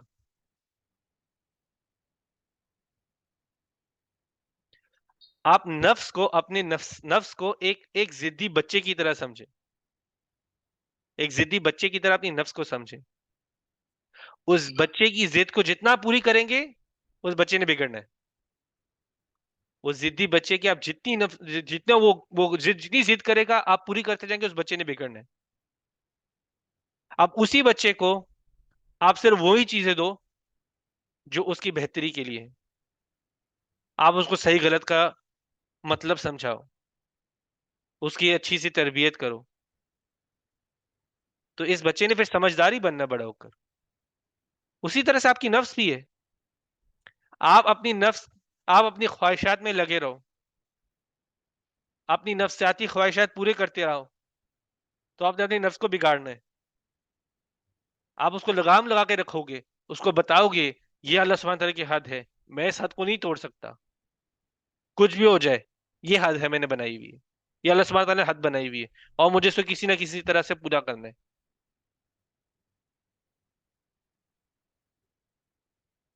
تو یہ وہ لوگ ہیں وَنَهَى النَّفْسِ عَنِ الْهَوَىٰ، ان لوگوں نے اپنی خواہشات کو، نفس کو لگام لگا کے رکھا ہوا ہے، روک کے رکھا ہوا ہے. اور جب ہم لوگ اپنی نفس کو روکنے کی بات کرتے ہیں، اس میں صرف گناہ نہیں آتے کہ میں وہ کام چھوڑ دوں، کہ میں نے زنا چھوڑ دوں، میں ربا چھوڑ دوں. یہ اس کا ایک حصہ ہے، لیکن پوری طرح سے نہیں ہے. آپ کی ہر ایک وہ چیز جو آپ کی عبادت کو برباد کرے، وہ بھی اسی میں آتی ہے، وہ بھی اسی چیز میں آتی ہے. میں آپ کو ایک ایگزامپل دیتا ہوں کہ اگر مجھے کبر ہونے لگ جائے، مجھے ایک ایروگنس فیل ہو کہ میں اللہ سبحانہ تعالیٰ کی عبادت کر رہا ہوں، نفل پڑھ رہا ہوں، روزے رکھ رہا ہوں، اور مجھے ایک ایسا کبر ہو جائے کہ میں باقی سب کے اوپر ہوں، باقی سب کے اوپر ہوں، میں یعنی کہ میرا ایک جیسے اوپر ہاتھ ہے، یعنی کہ میں زیادہ اسٹرانگ ہوں، میں سب سے اوپر ہوں، کیونکہ میں تو روزے بھی رکھ رہا ہوں، میں نفلی نمازیں بھی پڑھ رہا ہوں، نفلی روزے بھی رکھ رہا ہوں، سب چیزیں کر رہا ہوں، میں ان سب سے بہتر ہوں. تو یہ بھی آپ کی نفس کی مانگ ہے، ناجائز مانگ ہے آپ کی نفس کی. آپ کو ایک فیلنگ چاہیے کہ میں لوگوں کے اوپر ہوں. شیطان کو بھی ایک ایسی فیلنگ چاہیے تھی، وہ بھی اللہ سبحانہ تعالیٰ کی عبادت کرتا تھا، وہ کہتا تھا عبادت تو میں کرتا ہوں، میں سب سے اوپر ہونا چاہیے.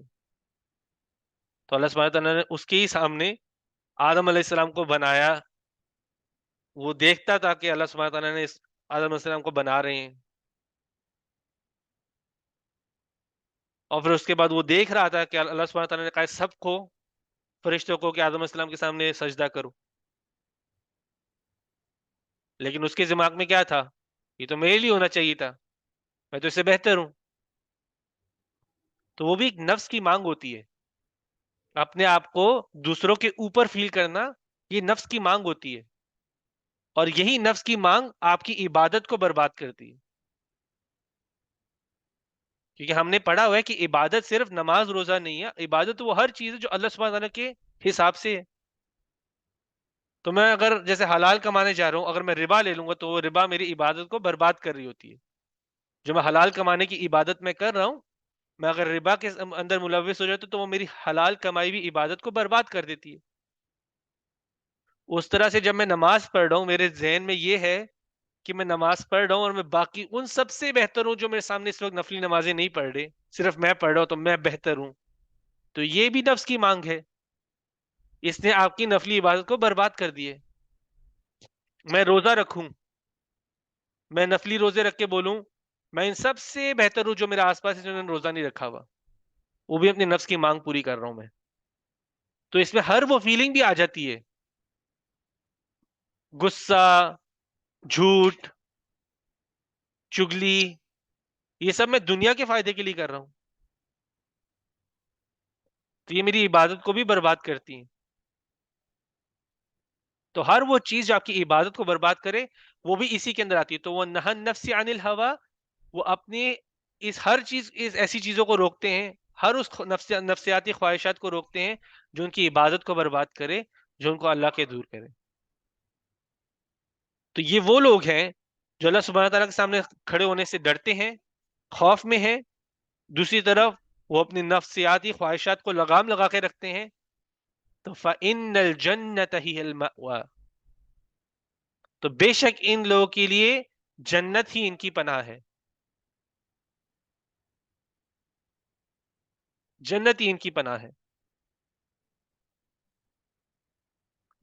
نبی صلی اللہ علیہ وسلم کی ایک حدیث ہے، یہ بھی صحیح حدیث ہے، اس میں نبی صلی اللہ علیہ وسلم نے کہا حجبت النار بالشہوات وحجبت الجنت بالمکارہ، کہ جو جہنم کی آگ ہے وہ ڈھکی ہوئی ہے خواہشات سے، خواہشات سے ڈھکی ہوئی ہے. شہوات، شہوات کا مطلب ہے خواہشات. اور جو جنت ہے وہ مشکلات سے، وہ چیزیں جو ہمارے دل کو جیسے ڈیزائربل نہیں ہے. اب میرے دل کو جیسے ہے کہ میں جا کر جیسے ایک لڑکا ہوں تو میرے دل کی خواہش ہے کہ جا کے میں دوسری لڑکیوں سے بات کروں جن سے جو میرے لیے نامحرم ہے، میں ان سے جا کے بات کروں. یہ میرے دل کی خواہشات ہے. تو لیکن ان سے بات نہیں کرنا یہ میرے خواہشات کے اپوزٹ ہے. تو جنت ان چیزوں سے گھری ہوئی ہے جو ہمارے یعنی کہ ایسی انڈیزائربل چیزوں سے گھری ہوئی ہے،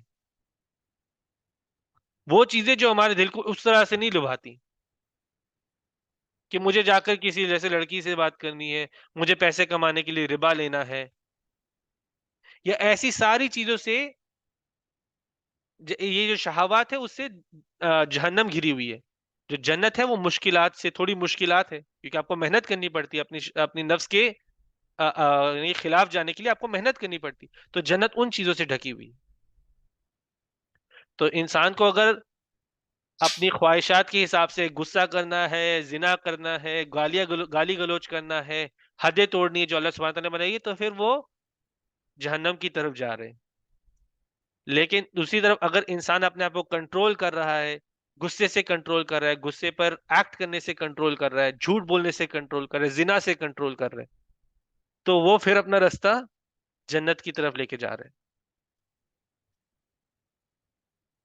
تو ان لوگوں کے لیے جنت ہے جو اپنے رب کے سامنے کھڑے ہونے سے خوف میں ہے، ڈر میں ہے، اور وہ اپنی نفسیاتی خواہشات کو لگام لگا کے رکھے ہوئے اور روک کے رکھے ہوئے. یسألونک عن الساعة ایان مرساہا. ابھی اتنی بات اس سورہ میں ہوئی ہے، فرشتوں کی بات ہوئی ہے، موت کی بات ہوئی ہے، واپس زندہ کرنے کی بات ہوئی ہے. اللہ سبحانہ تعالیٰ نے کہا کہ غور کرو، اس آسمان پہ غور کرو، زمین پہ غور کرو، پہاڑوں پر غور کرو. موسیٰ علیہ السلام کے بارے میں بتایا. اتنی چیزیں بتانے کے بعد بھی کئی لوگ اس کو سن کر بھی سوالوں میں ہی لگے رہتے ہیں. احساس کرنے کی جگہ وہ اسی چیز میں لگے رہتے ہیں کہ میں کس طرح سے اس جو مجھے ابھی چیز بتائی گئی میں اس کو کس طرح سے غلط ثابت کروں. تو اسی چکروں میں لوگ پھر سوال کرتے ہیں کہ وہ پوچھتے ہیں یسألونکا، وہ پوچھتے ہیں عن الساعة ایان مرساہا، کب وہ گھنٹہ قائم ہونے والا ہے، آخری دن کب، آخرت کا دن، آخری گھنٹہ قائم ہونے والا ہے. بہت بری بات ہے. تو وہ سوال کا ابھی بھی وہ سوالوں میں ہی پڑے ہوئے ہیں. ان کا اس طرح کا ایٹیٹیوڈ ہے کہ اتنا تو بتا رہے ہو آخرت کے بارے میں، چلو ابھی یہ بھی بتا دو کہ کب آئے گا. ابھی بھی وہ سوالوں میں پڑے ہوئے ہیں. انہیں کوئی احساس نہیں کہ جو ان کو چیز بتائی گئی ہے کہ وہ اس کے بارے میں تھوڑا غور و فکر کرے، اس کے بارے میں سوچیں کہ ہمارے رب نے ہمیں کیا بولا ہے ادھر. وہ ابھی بھی انہی سوالوں میں پڑے ہیں کہ یہ گھنٹہ کب آئے گا. مرساہا جیسے ہم نے کہا تھا، مرساہا کا ویسے لنگر ڈالنے سے ہوتا ہے، تو اسی طرح سے وہ کہتے ہیں کہ یہ جو دن، یہ آخری گھنٹہ ہوگا، آخرت کا دن ہوگا، یہ کب قائم ہوگا. فیما انت من ذکرہا، تو تم کون ہو اس کا ذکر کرنے والے. تو اللہ سبحانہ تعالیٰ بول رہے ہیں نبی صلی اللہ علیہ وسلم کو کہ یہ تمہاری چیز نہیں ہے بتانے کے لیے، اس کا ذکر کرنے کے لیے تمہیں نہیں بتایا گیا ہوا. الی ربک منتہاہا، تمہارے رب کے پاس ہے اس کی انتہا. یہ تمہارا کام نہیں ہے اس کے بارے میں بتانا، تمہارے رب کے پاس ہے اس کی انتہا. نبی صلی اللہ علیہ وسلم کو جو پچھلے پیغمبر آئے ہوئے ہیں، انبیاء آئے ہوئے ہیں، کسی کو نہیں بتایا گیا کہ آخرت کا دن کب ہوگا. کسی کو نہیں بتایا گیا ہوا کہ آخرت کا دن کب ہوگا. یہاں تک کہ جو انبیاء ہے، پیغمبر ہے، ان کا یہ کام ہے نہیں کہ وہ صرف غیب کی علم کے بارے میں نالج رکھیں. ان کو صرف وہی پتا ہے جو ان کو بتایا گیا ہوا ہے. ان کو ہر علم الغیب کے بارے میں نہیں پتا. ان کو ہم سے تھوڑا سا زیادہ پتہ ہے، لیکن ان کو ہر چیز کے بارے میں نہیں اللہ سبحانہ تعالیٰ نے بتایا ہوا. اور اس میں سے ایک چیز یہی ہے کہ ان کو نہیں بتایا ہوا کہ آخرت کا دن کب ہوگا. انما انت منذر من یخشاها، تم صرف اور صرف ایک وارنر ہو. منذر کا مطلب ہوتا ہے جو خبردار کرنے آتا ہے. تم صرف ان کو خبردار کرنے آئے ہو جو یخشاها، جو خوف رکھتے ہیں، جو ڈر رکھتے ہیں، جو عاجز ہیں. تم صرف ان کو خبردار کرنے آئے ہوئے. ویسے تو سارے جو پیغمبر ہیں، انبیاء ہیں، رسول ہیں، یہ آ کر سب کو خبردار کرتے ہیں. لیکن ہر کوئی اس میسج کو خبرداری کی طرح لیتا نہیں، ایک وارننگ کی طرح نہیں لیتا. ہر کوئی اس سے ڈرتا نہیں ہے. تو خبردار تو وہی ہوگا جو ڈرے گا اس سے. تو یہ نبی صلی اللہ علیہ وسلم کا صرف ایک ہی کام ہے، یعنی کہ جو مین کام ہے ان کا وہ یہ ہے کہ وہ جا کر لوگوں کو خبردار کریں، وہ جو خوف رکھتے ہیں آخرت کے دن کا، جو اللہ سبحانہ تعالیٰ سے ملنے کا خوف رکھتے ہیں. كأنهم يوم يرونها لم يلبثوا إلا عشية ضحاها. تو وہ اس دن دیکھیں گے کہ اس دنیا میں جو انہوں نے زندگی گزاری ہے وہ ایک شام کی طرح تھی یا اس کی صبح کی طرح تھی.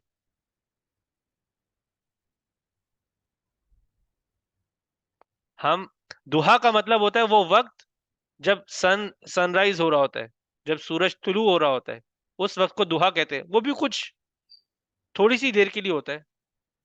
دہا کا وقت تھوڑی سی دیر کے لیے ہوتا ہے. سورج جب یعنی کہ فجر کا سورج جب طلوع ہونے لگ جاتا ہے، پھر اس کے بعد تھوڑی سی ہائٹ پہ پہنچتا ہے تو دہا کا ٹائم پورا ہو جاتا ہے ایک طرح سے. تو دہا کا ٹائم بھی چھوٹا سا ہے. اگر آپ شام کو لو تو شام بھی چھوٹی سی ہے، دن کا چھوٹا سا حصہ ہے شام بھی. تو اللہ سبحانہ تعالیٰ کہہ رہے ہیں یہ جو زندگی گزار رہے ہو، پہلے تو تمہیں لگتا ہے کہ تم نے بہت زندگی گزار لی ہے، یہ ابھی بہت زندگی تم نے گزارنی ہے. ٹھیک ہے، تمہیں لگتا ہے تمہاری زندگی کا مقصد ہے کہ میں جتنا لمبا جی سکوں میں جیوں. میرے زندگی کا مقصد ہے کہ میں صرف کریئر بناؤں. میری زندگی کا مقصد ہے میں صرف دولت جمع کروں.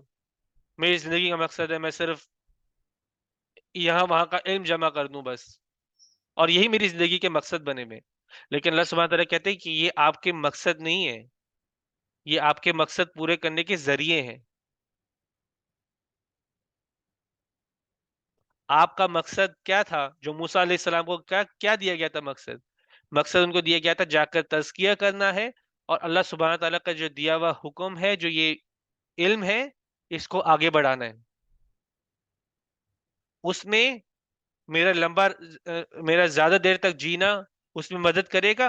ہاں کرے گا. جتنی زیادہ دیر میں لمبا رہوں گا اتنا میں آگے اس علم کو پہنچا سکوں گا، اتنا میں تزکیہ کر سکوں گا، اپنا بھی اور کسی اور کا بھی. دولت کمانا ذریعہ ہے. میں دولت ہوگی تو میں آسانی سے جا کے آگے میسج ہی پہنچا سکوں گا اور آگے جا کے کسی کا تزکیہ بھی کر سکوں گا.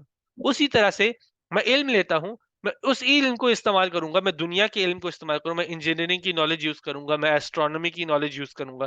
اسی کو یوز کر کے میں اللہ سبحانہ تعالیٰ کا میسج بھی آگے پہنچاؤں گا، اور اسی کے تھرو میں شاید کسی کی تزکیہ بھی کر پاؤں گا یا اپنی بھی کر پاؤں گا. تو وہ سب جو چیزیں دنیا کی ہم لوگوں نے مقصد بنا لی، وہ مقصد نہیں ہے، وہ صرف ذریعہ ہے مقصد کو پورا کرنے کے لیے. اور یہاں پر اس آیت میں کہا ہے کہ ہمیں اپنی زندگی، جب ہم لوگ اس آخرت کے دن میں پہنچیں گے تو ہمیں اس دنیا کی زندگی ایک شام کی طرح یا اس کی صبح کی طرح لگے گی. تو اس کو ایک طرح سے دیکھنے کا یہ بھی ہے کہ اس دن کی آفت اتنی بڑی ہوگی، اتنی بڑی ہوگی اس دن کی آفت، کہ اس دنیا کی جتنی بھی آفتیں تھیں، جتنی بھی مشکلات تھی، جتنی بھی درد تھی، جتنے بھی ظلم تھے اس دنیا کے وہ سب چھوٹے لگنے لگ جائیں گے اس دن کے مقابلے میں ساری آفتیں چھوٹی ہوں گی. تو ایسا لگے گا کہ ہم تو وہ دنیا کی مشکل سے ایک شام کے لیے گزرے تھے. ہمیں لگے گا آخرت کے دن میں کہ جو دنیا کی مشکلات سے ہم لوگ گزرے ہیں، جن پریشانیوں سے گزرے، وہ تو جیسے ایک شام کی طرح تھی. ایک شام کی پریشانی کیا پریشانی ہوتی ہے جو دوسرے دن پہ کوئی اور ہم لوگ کسی اور چیز میں پڑے ہو. تو جو شام میں پریشانی ہوئی تھی وہ تو ختم ہو گئی ہوئی ہے. اب بہت بڑی آفت میں آ گئے ہوئے ہو جو سالہ سال چلنی ہے.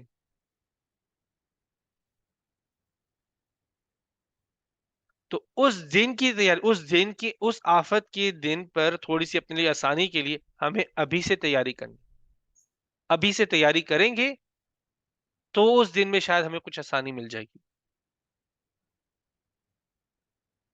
اور ایک اور چیز ہے، لوگ بہت سوال کرتے ہیں کہ ہمیں معجزے دیکھنے ہیں، یا لوگ بہت سوال کرتے ہیں غیب کے علم کے بارے میں، ان سین نالج جو کسی انسان کو بتانے کے اس کے حق میں ہے ہی نہیں.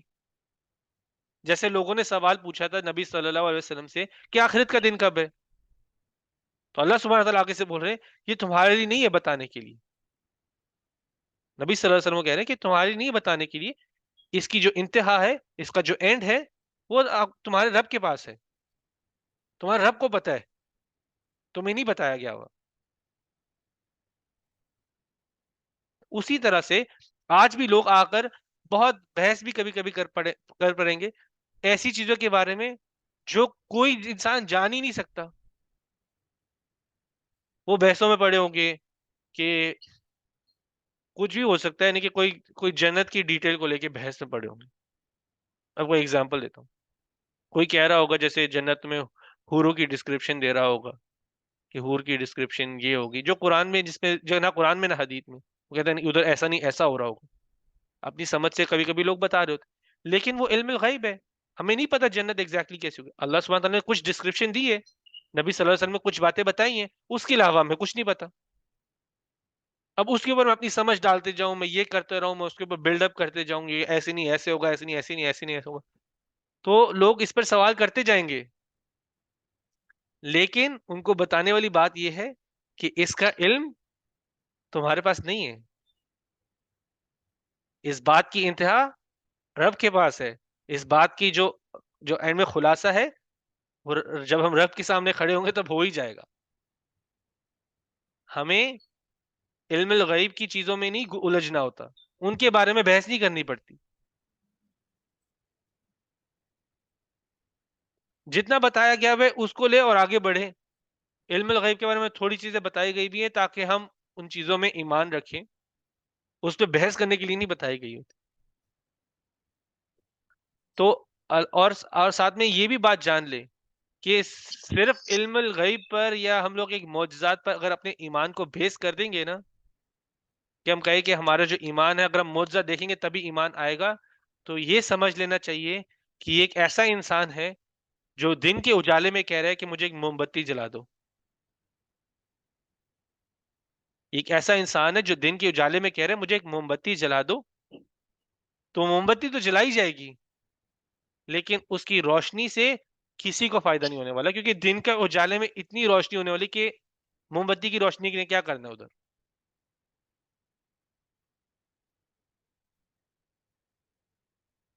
تو ان چیزوں میں آپ اگر معجزات ہی ڈھونڈتے رہیں گے یا آپ علم الغیب کے بارے میں ہی اس کی انہی سوالات کے اندر الجھے رہیں گے اور کہیں گے اسی پر میرے ایمان بیسڈ ہے، تو پھر کئی چیزیں ہیں جن کا خلاصہ اس دنیا میں نہیں ہو سکتا. وہ ہمارے رب کے پاس ہے. تو ہمارا جو ایمان ہونا چاہیے وہ ان چیزوں پہ بیس نہیں ہونا چاہیے کہ میں معجزہ دیکھوں گا تبھی ایمان آئے گا، یا اگر مجھے اس علم الغیب کے سوال کا جواب نہیں ملا تو مجھے میرا ایمان ادھورا لگ رہا ہے. کبھی کبھی لوگ ان چیزوں میں الجھ جاتے ہیں. تو ہمیں خود کے لیے پہلے اپنا ایمان اتنا اسٹرانگ کرنا چاہیے کہ اللہ سبحانہ تعالیٰ جن سائنس کے بارے میں دنیا کے اندر بتایا ہوا ہے، جس کے بارے میں ہم لوگ غور و فکر کر سکتے ہیں، قرآن کے اندر بھی لکھا ہوا ہے اس چیزوں پہ کرو غور و فکر، تو اس پہ کرو. اور اپنا ایمان کو اسٹرانگ کرنے کی کوشش کرو، اور اسی کو لے کر آگے پھر دوسروں کے اندر بھی اپنے اسی طرح سے یہی پوائنٹس لے کر آپ آگے بھی میسج پہنچا سکتے ہو کسی اور کو بھی جس کا ایمان نہ اسٹرانگ ہو، شاید وہ مسلمان تو ہو لیکن جیسے کچھ اور نہ کر رہا ہو، اس کا ایمان نہ اسٹرانگ ہو، تو اس کا ایمان اسٹرانگ کرنے کے لیے آپ اس کو یہ چیزیں بتا سکتے ہو. اور جس کے پاس ایمان بالکل ہی نہیں ہے، اس کو غور و فکر میں ڈالنے کے لیے آپ اس کو یہ سوال کر سکتے ہو، جس طرح اللہ سبحانہ تعالیٰ نے ہمیں سوال کیے ہوئے کہ اللہ سبحانہ تعالیٰ بولتے ہیں کہ کس نے یہ پانی کیسے نکلا ہوا ہے، یہ فصل کیسے نکلی ہوئی ہے، یہ جنگل کیسے بنے ہوئے ہیں، یہ آسمان کیسے اوپر ہے. تو یہ سورہ کا ایک میسج تھا، کافی یعنی کہ ڈیپ تک کافی چیزوں کے بارے میں سورہ کے اندر بات ہوئی ہوئی ہے، کافی چیزوں کے بارے میں، موت کے بارے میں، فرشتوں کے بارے میں، واپس زندہ کرنے کے بارے میں، موسیٰ علیہ السلام کے بارے میں، دعویٰ کے بارے میں کہ دعویٰ کس طرح کرو، کس طرح سے اللہ سبحانہ تعالیٰ کا جو دیا ہوا میسج آگے پہنچاؤ، اس کے بارے میں آپ کو تھوڑا سا کچھ بتایا ہوا ہے. بہت چیزوں کے بارے میں بات کی ہوئی ہے سورہ کے اندر. لیکن دیکھو آیتیں بہت چھوٹی چھوٹی سی ہیں، کبھی کبھی ہم ایسے ایک 5 منٹ کے اندر پڑھ کے آگے نکل رہے ہوتے ہیں، ہمیں پتہ ہی نہیں ہوتا کہ ہم پڑھ کے کیا نکلیں. 5 منٹ بھی نہیں لگیں گے سورہ، ایک 1.5 پیج کی سورہ ہے، لیکن اتنی ہی اس کے اندر گہرائی بھی ہے. تو اتنا ہی ہمیں اب جتنا ہمیں پتہ چلا ہے، اللہ سبحانہ تعالیٰ ہمیں سب کو توفیق دے کہ جتنا ہم کنیکٹ کر سکے ساتھ کرے، اس کو اپنی زندگی کے اندر بھی امپلیمنٹ کرنے کی کوشش کرے جتنا کر سکتے ہیں. اور جو ہمیں پتہ چلا ہے، ہم جتنی ہمارے استطاعت ہو، جتنا ہم لوگ جس کو بتا سکیں ہم اس کو آگے بھی بتائیں.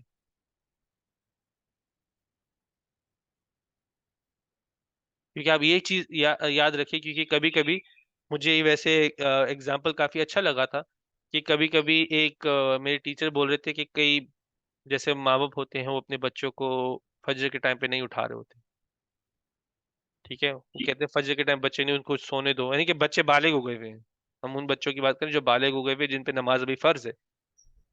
تو میرے ٹیچر ایکسپلین کر رہے تھے جیسے گیدرنگ، کہتے ہیں کئی لوگ ہوتے ہیں کہ بچوں کو فجر کے لیے نہیں اٹھاتے، تو کہتے ہیں کہ وہ اس کو اس طرح کیوں نہیں دیکھ رہے کہ میں اس کو آگ میں جلنے دے رہا ہوں،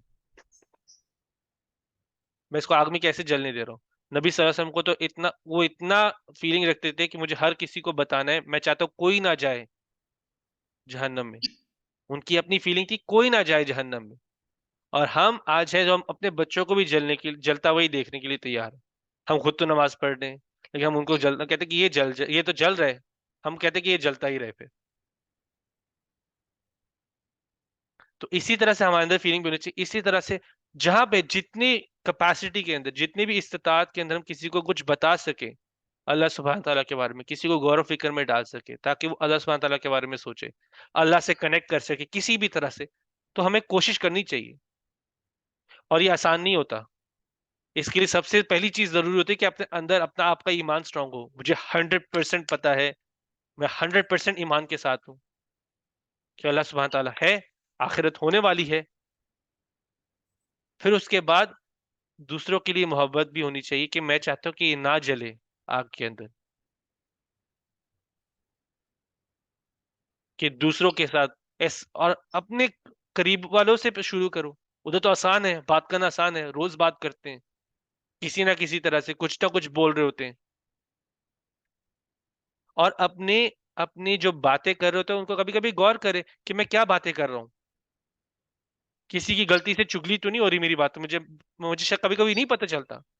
کبھی کبھی میری باتوں میں میں بات کر رہا ہوں، تیسرے بندے کے بارے میں بات کر رہا ہوں، شاید اس کی برائی کر رہا ہوں، تو وہ چگلی ہو جائے گی. کہیں میں غلطی سے چگلی تو نہیں کر رہا، کہیں میں غلطی سے وہ کام تو نہیں کر رہا جو مجھے اللہ سبحانہ تعالیٰ سے دور لے کے جا رہے. اور اگر میں ان چیزوں میں لگاؤں کسی کے ساتھ تو شاید وہ میرے لیے بھی یاد دہانی ہے، شاید وہ دوسرے کے لیے بھی بن جائے گی کہ میں آپ سے ہم دونوں بات تو یہ کر رہے ہیں لیکن کیا پتا یہی بات ہمیں جہنم میں لے جائے.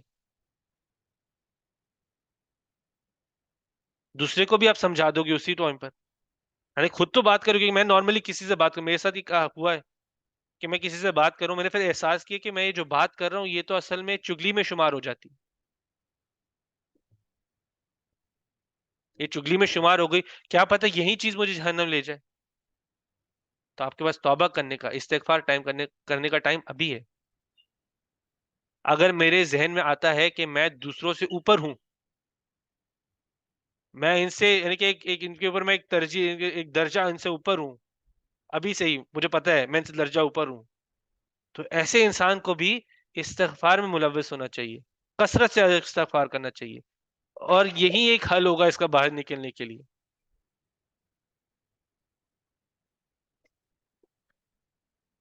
تو اللہ سبحانہ تعالیٰ اس سورہ کو ہمیں انٹرنلائز کرنے کے اندر سے احساس کا ایک پورا پراپر احساس ہمارے اندر جگائے، اور ہم لوگ اس کو، میں خود بھی، مجھے بھی کافی کام کرنا ہے اپنے اوپر بھی، اور ہر کسی کو اس سورہ کو، اور جو بھی ہم نے ابھی تک پڑھ رہا ہے، جتنا آگے پڑھیں گے انشاءاللہ اللہ ہمیں اور دے، توفیق دے، تاکہ ہم اس میسج کو آگے اور بھی سمجھے، پڑھیں، اور پھر اس کے ساتھ ساتھ ہی اپنی زندگی میں بھی اپلائی کریں انشاءاللہ. چلے پھر ہم لوگ شروع کرتے ہیں. کوئی سوال ہو تو کسی کا؟ چلے پھر انم سے سٹارٹ کر لیتے. اگر آپ نے کچھ کہنا ہو، کوئی سوال ہو یا آپ ریفلیکشن دینا چاہیں تو بسم اللہ.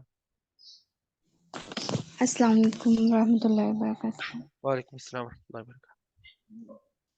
ہم نے جو یہ سورہ پڑھی ہے تو یہ بہت زیادہ ڈیپ ہے، اتنا نالج اس سے گین ہوا ہے، اور اگر میں دیکھوں تو مجھے یہ ریفلیکشن اس میں ملتا ہے کہ ہمیں اپنے نفس کو ہر اس خواہش سے روک کے رکھنا ہے جو ہمیں اللہ تعالیٰ سے دور کر رہی ہے. تو ہمیں اپنے نفس کو قابو کرنا ہی ہمارا سب سے بڑا ٹاسک ہے. تو ہم ہر ایک اس پوائنٹ تک پہنچتے جائیں گے جو مطلب ہمیں کوئی جو فضول باتیں نہیں سوچنی یا کسی فضول بحث میں نہیں پڑنا. تو ہمیں صرف اگر ہم اپنے نفس کو قابو میں رکھیں گے، اپنی خواہشات کو صحیح طرح سے مطلب لے کر چلیں گے، تو ہم پہنچ سکتے ہیں، اللہ تعالیٰ کے قریب پہنچ سکتے ہیں. تو ایک یہ، اور دوسرا یہ میں نے شیئر کرنا تھا کہ میں یہ سوچتی تھی کہ میرے پاس اگر میں ابھی جاب نہیں کر رہی، یا ابھی میرے پاس اتنا انکم نہیں ہے کہ میں زیادہ صدقہ کر سکوں، یا میں سوچتی تھی کہ میں کیا صدقہ کروں.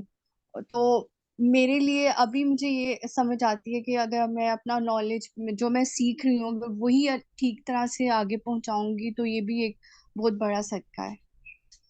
بالکل بالکل.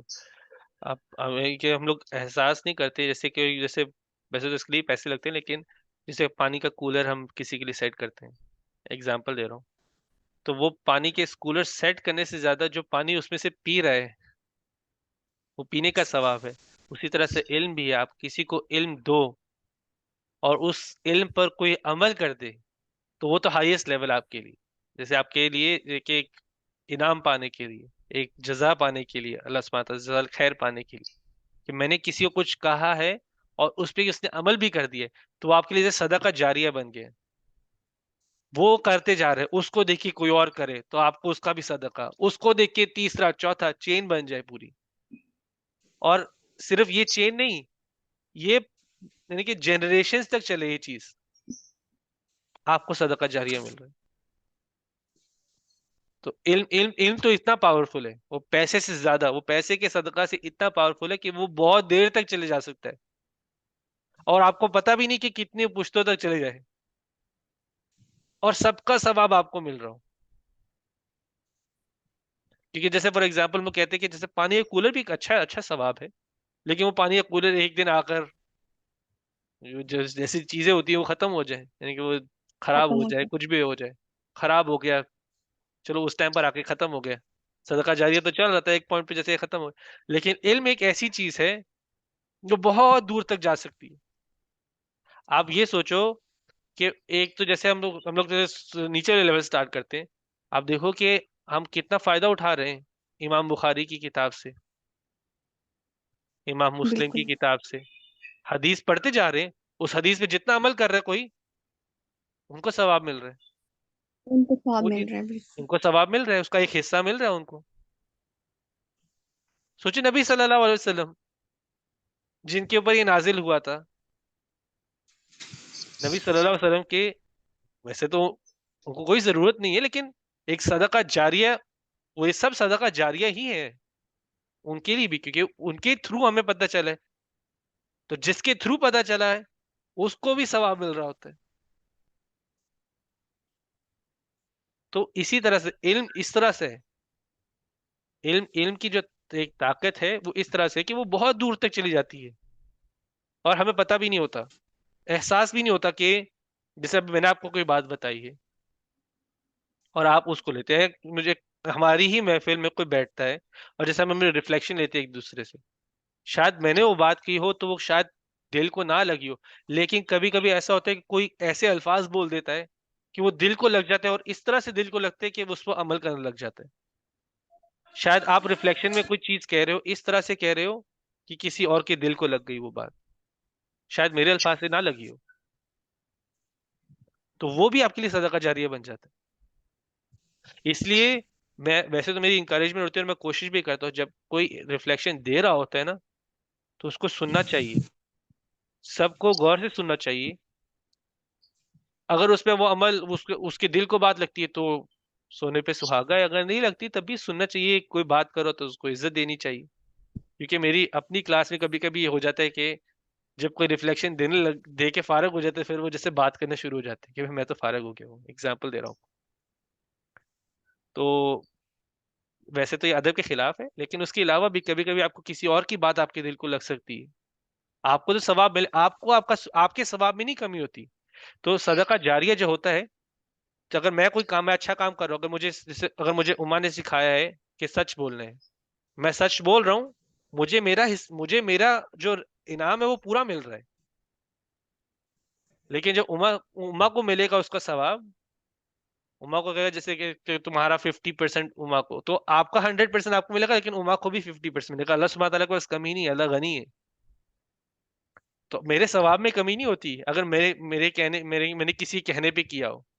تو ایسا بھی کبھی کبھی مائنڈ سیٹ کبھی کبھی لوگوں کا بن جاتا ہے کہ کیا مجھے خود سے ہی کرنا ہے، مجھے کسی کے کہنے پہ نہیں کرنا. تو آپ کو آپ کا ثواب پورا ملتا ہے. اچھائی پھیلاؤ، اچھائی کی کام پھیلاؤ اور دوسرے کو یاد دہانی کراتے رہو. پتہ نہیں کب کیا کس چیز کا کوئی آپ کے لیے صدقہ جاریہ بن جائے انشاءاللہ. اچھا چلے اما آپ. میرا بھی بس یہ ہے کہ جیسے جیسے ہم علم دے رہے ہیں تو اس کی اتنا ڈیپ ہے وہ، اس میں یہ ہمیں سمجھ آ رہی ہے. اللہ پاک کھل کے ہمیں بتا رہا ہے تو ذکر جنت کے بارے میں. تو ایسے ہی ہے کہ کوئی ایسی بات ذہن میں بیٹھ جاتی ہے تو جب بھی کوئی عمل کرنے لگتے ہیں تو وہ بات ذہن میں آتی ہے کہ اللہ پاک کی یہ دعا ہے، ایک سے اللہ پاک راضی ہوگا. ایک چھوٹی سی بات میں اپنی شیئر کرنا چاہتی ہوں. بسم اللہ. یہ کچھ عرصہ پہلے مجھے پتا چلا، یہ بھی میں نے پڑھا تھا کہ کسی صحابہ نے نبی پاک صلی اللہ علیہ وسلم سے کہا کہ میری فجر کی سنتیں چھوٹ جاتی ہیں. تو آپ صلی اللہ علیہ وسلم نے اس کی بات کا جواب نہیں دیا، لیکن انہوں نے فرمایا کہ جب تم سارے دن میں جو عمل نہیں کرتے ہو ان سب سے پیاری مجھے وہ فجر کی سنتیں سب سے پیاری. تو ابھی میری یہ کیفیت ہوتی ہے کہ جب میں اپنی سنتوں کی نیت کرتی ہوں تو مجھے آپ صلی اللہ علیہ وسلم کے وہ بول میرے کانوں میں آ جاتے ہیں کہ یہ سنتیں مجھے اور بھی اچھی طریقے سے پڑھنی ہے کہ حضور پاک صلی اللہ علیہ وسلم کو بہت پیاری ہے. تو ایسے ہی کوئی کام ذہن میں بٹھاتی ہوں اللہ تعالیٰ کی خوش نویدی کے لیے، اللہ تعالیٰ کو راضی کرنے کے لیے. تو اس کے علاوہ ایک اور میں بات آپ سب سے شیئر کرنا چاہتی ہوں. اللہ تعالیٰ سے آپ کوئی بھی خواہش کریں، نیک خواہش کوئی بھی کریں، وہ زندگی کے کسی نہ کسی حصے میں ضرور پوری ہوتی. آپ لوگ چھوٹے تھے تو میری خواہش تھی کہ میرے بچے حافظ قرآن بنے یا عالم بنے یا دین کا سبق میں ان کے منہ سے سنوں. یہ میری شروع سے خواہش تھی. یہ اللہ تعالیٰ ہی میرے کیفیت کو سمجھ سکتا ہے. تو اب اللہ تعالیٰ نے میری زندگی میں جب میں تمہیں دیکھتی ہوں تم درس دے رہے ہو تو میں کہتی ہوں کہ اللہ تعالیٰ بڑا بے نیاز ہے. وہ انسان کو کبھی بھی ایسے نہیں چھوڑتا ہے، اس سے خواہش کر کے دیکھو، اس سے امید لگا کے دیکھو، وہ ضرور بھولتے ہیں انشاءاللہ تعالیٰ۔ اور آپ لوگوں کو بھی نصیحت ہے، آپ بھی اپنی اولادوں کے لیے بہت اچھی امید اللہ تعالیٰ سے لگاؤ، اللہ تعالیٰ اس کو ضرور پوری کرے انشاءاللہ انشاءاللہ، آمین آمین۔ چلیے کومل۔ میرا آج کا ریفلیکشن مطلب کہ اس پوائنٹ پہ ہے کہ اللہ تعالیٰ نے ہمیں بہت سارے سائنس اپنے دکھائے ہوئے ہیں، جیسے آپ نے وہ اس ایک آیت میں زمین کے بارے میں بات کی گئی کہ یہ زمین صرف ہمارے لیے ہی فائدہ مند نہیں ہے، مگر ہمارے ساتھ جو اور مخلوق ہے وہ اس کے لیے بھی فائدہ مند ہے، تو ہمیں اس زمین کو برباد نہیں کرنا، اس میں ہمیں کوئی وہ مطلب کہ فساد کریٹ نہیں کرنا، بلکہ ہمیں یہ اس چیز کا احساس کرنا کہ ہمارے ساتھ اور بھی مخلوق اللہ تعالیٰ نے پیدا کیے ہیں جن کا ہمیں ان کا خیال بھی رکھنا ہے۔ اور دوسرا یہ کہ وہ بتایا ہے کہ ایک سب سے بڑی آفت آئے گی جو ساری آفتوں کو پیچھے چھوڑ کے آئے گی، جیسے کہ کتنے سارے سائنس ہم ابھی دیکھتے ہیں، کتنے سارے قیامت کی سائنس جو ہے وہ پورے بھی ہو چکے ہیں، اگر ہمیں وہ ابھی بھی پتہ نہیں، شاید ہمارے وہ ذہن کو ابھی بھی وہ شاید تھوڑے ہی رکھ لیں، شاید ہم ابھی بھی یہ سوچتے ہیں کہ جب تک وہ چیز کوئی بہت بڑی ہماری چیز سامنے نہیں آئے گی تب تک ہم شاید اس کی طرف کھینچتے ہوئے نہ جائیں، تو اس چیز سے ہمیں جو ہے وہ وہی ہمارا نفس ہی ہمیں کہتا ہے، ہمارا کانشیس ہمارا یہ کہتا ہے کہ نہیں، جب تک کوئی بہت بڑی چیز نہیں آپ دیکھ لو گے آپ اس کو یقین کیسے کرو گے، تو یہ چیز کو ہمیں جو ہے وہ سمجھانا بھی ہے اپنے آپ کو، اور ہمیں اس چیز کو اپنے قابو میں بھی کرنا کہ نہیں، جو سائنس ہمیں ابھی تک نظر آ رہی ہے اس پر ہی ہم یقین کر لیں گے تو ہم جو ہے وہ اللہ کے اور بھی قریب ہو جائیں گے، کیونکہ ہم اچھے اچھے کام کریں گے۔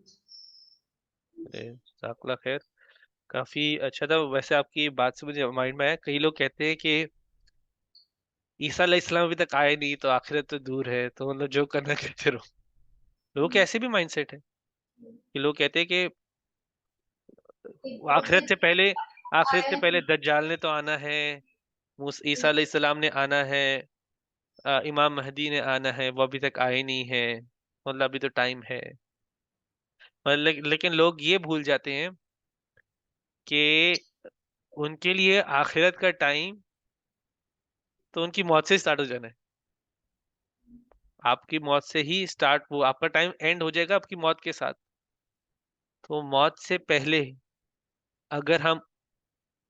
اگر کچھ کر سکے، پلاننگ یا پریپیئر کر سکے، پریپریشن کر لیں، تیاری کر لیں، تو ابھی ہی وقت ہے۔ جیسے ہی سانس ختم، ٹائم اپ، اس کے بعد آپ کی کتاب میں اس کے بعد صرف صدقہ جاریہ ہی ایڈ ہو سکتا ہے، اس کے علاوہ کچھ نہیں۔